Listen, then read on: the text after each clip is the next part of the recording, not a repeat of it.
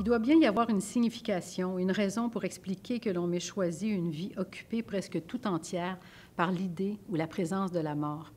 Ce talent que j'ai pour m'entourer de tant de fins de vie, pour me jeter chaque jour dans la fosse aux mourants.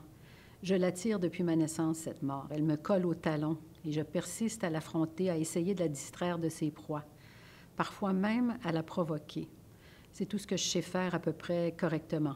Et c'est ce qu'ils appellent de la bonté. Ils ont tout faux. La bonté du Rémora, c'est une saga familiale qui se déploie en aller-retour entre le passé et le présent, qui est l'histoire d'une famille, les Beaux Soleils d'Utile, qui ont vécu beaucoup de drames. Et cette histoire, on la découvre avec la perspective du personnage principal, qui est Françoise-Émilie Beausoleil d'Utile, alias Fred, qui est médecin d'urgence dans un grand hôpital universitaire montréalais et qui est un personnage hors norme. On va le découvrir au fur et à mesure de l'histoire. Alors, un jour, Françoise-Émilie reçoit un appel. Elle doit aller rencontrer son père qui exige qu'elle se présente à son chevet. C'est quelque chose qu'elle ne veut pas faire, mais qu'elle devra faire. Et juste parce que la vie est ainsi faite, au même moment, il lui arrive un incident assez important dans son milieu de travail qui va la traumatiser. Alors, elle ira, avec ce bagage-là, rencontrer son père. Et là, une boîte de Pandore va s'ouvrir et son avenir au complet va être remis en question et toutes ses certitudes également. L'urgence est un milieu qui me fascine, qui m'a toujours fascinée. J'ai d'ailleurs voulu être médecin moi-même à une certaine époque de ma vie. Alors, et puis là, j'avais des piles et des piles d'histoires que j'accumulais depuis des années.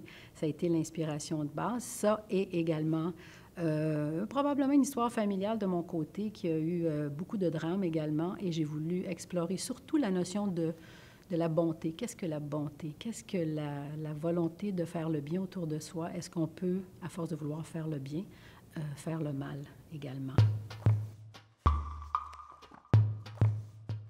J'ai été très impressionnée et c'était probablement un élan important dans ma vie, le moment où j'ai rencontré mon directeur de mémoire, quand j'ai fait mon mémoire en études françaises, Pierre Neveu. Et c'est lui qui m'a dit un jour, « Hélène, n'arrête jamais d'écrire, continue. » Et ben, c'est ce que j'ai fait, mais quand même 20 ans plus tard, j'ai fait ce roman. J'ai accouché de ce roman. Alors, Pierre Neveu m'a beaucoup inspirée. J'ai rencontré également, il y a Perrine Leblanc qui m'a aidée, qui a commenté les débuts, les balbutiements de mon roman, qui a été quelqu'un d'important également. Si souvent dans mon boulot, j'ai vu de ces désespérés qui, après avoir tenté d'en finir, se réveillaient quand même contents qu'on les ait empêchés de trépasser. Le plus chanceux d'entre eux, l'un de nos habitués à l'urgence, avait encore une fois été ramené à la vie, malgré, cette fois, un dernier essai sérieusement bien planifié. Non seulement s'était-il remis du trajet sans faute du projectile qu'il s'était envoyé du dessous du menton vers le point le plus élevé de son crâne, mais il en avait retiré des bénéfices inespérés. Ça l'avait rendu sympathique, alors qu'il ne l'était pas du tout avant. La balle avait très précisément désintégré dans sa trajectoire le petit bout de son cortex préfrontal qui faisait de lui un dépressif chronique et un être ignoble depuis qu'il était en âge d'avoir envie d'en finir. Un genre de miracle.